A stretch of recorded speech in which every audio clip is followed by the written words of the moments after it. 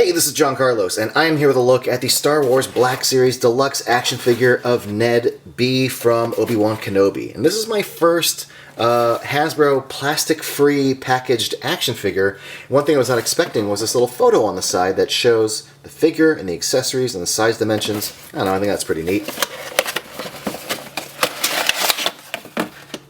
And let's see, we got the accessories here.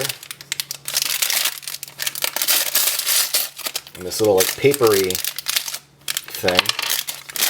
Get the blaster, the mallet, and what appears to be like this little backpack.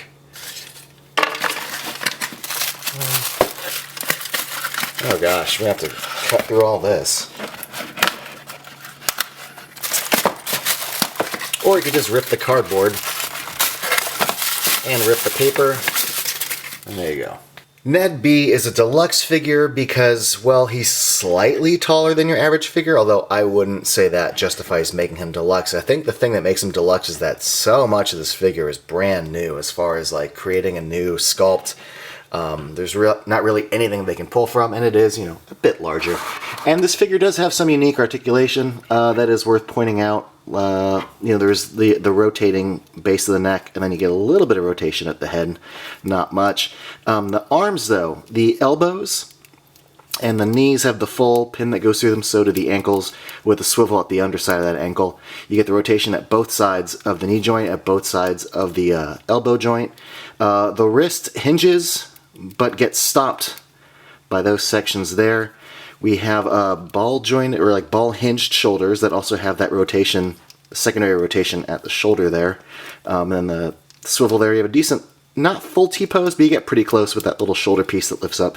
This left side on mine's really stiff. There's a ball joint at this section of the torso, and then not quite a ball hinge, being like that little, like that ball pin for the legs. However, these hard sections of plastic right there, the hips, really limit how much you can actually get his legs to spread apart.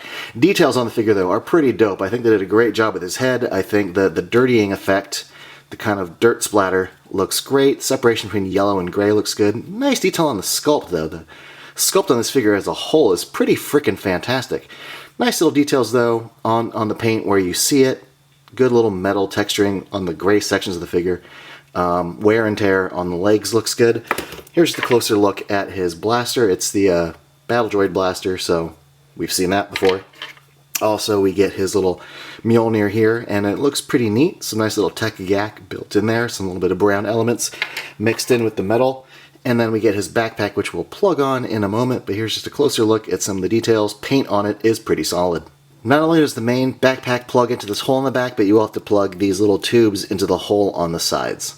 The gun does not actually fit into the hands well at all. The size of his fingers are so thick that you can't get like two fingers to go through, and if you just get the one trigger finger to like go in, it doesn't really grip into the hand right. I was thinking that's got to be the trigger hand. Maybe it's gonna fit better into this one, but like no, it still looks stupid. Like no matter how you do it, the gun just doesn't really work out with these hands. It's too bad.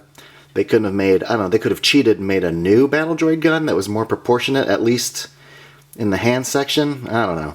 Well, here he is holding the mallet and fully assembled with his backpack on. I do like that the figure can still hold the mallet properly, even though he can't hold the blaster. I kind of wish they had sculpted the hands to grip the blaster as opposed to just making them in a generic grip pose and then just including this blaster that, you know, he can't actually hold.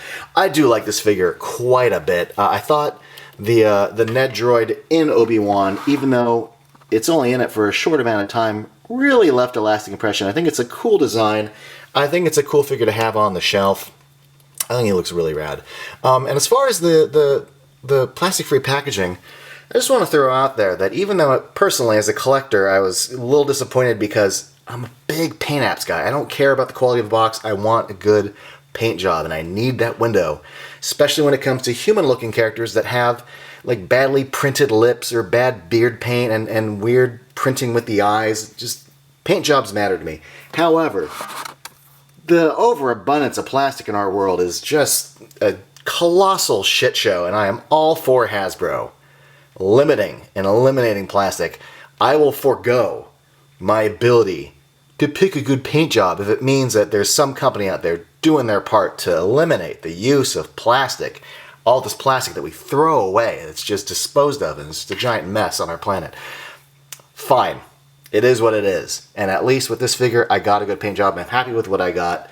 Thanks for watching, everybody. Let me know in the comments below what you think of this figure, and if you want to be up to date with all my latest reviews, be sure to click subscribe.